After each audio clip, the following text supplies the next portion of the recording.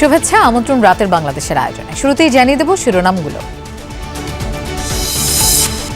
জনগণের ম্যান্ডেট পাওয়া সরকারকে সময় দিতে চায় না একটি গোষ্ঠী।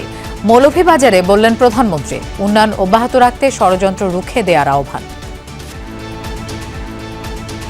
যারা বলে যে সরকারকে সময় দেওয়া যাবে না, তারা কি জনগণের স্বার্থে কথা বলছে না নিজেদের স্বার্থে কথা বলছে? নিজেদের স্বার্থে কথা বলছে।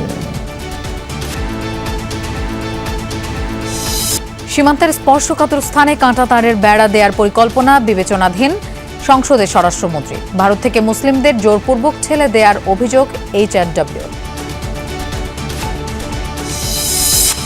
মাতারবাড়ি ও চট্টগ্রাম বন্দরের কাছাকাছি দুটি স্থানে প্রথমবারের মতো হচ্ছে মুক্ত বাণিজ্য অঞ্চল। রাশিয়া থেকে কেনা হবে 30,000 টন ইউরিয়া।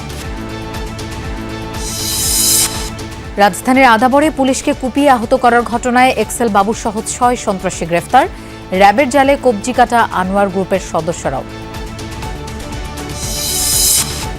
চট্টগ্রামের বন্দরটিলায় আয়াত হত্যা মামলায় আসামি আবিরের মৃত্যুদণ্ড। বাকুলিয়ায় শিশু ধর্ষক মনিরের যাবজ্জীবন কারাদণ্ডের আদেশ। দর্শক, এছাড়াও রাতে বাংলাদেশে আরো থাকছে।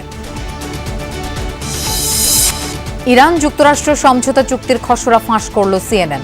স্থান পেয়েছে হরমুজ খুলে দেয়া, নিষেধাজ্ঞা প্রত্যাহার সহ 14 দফা।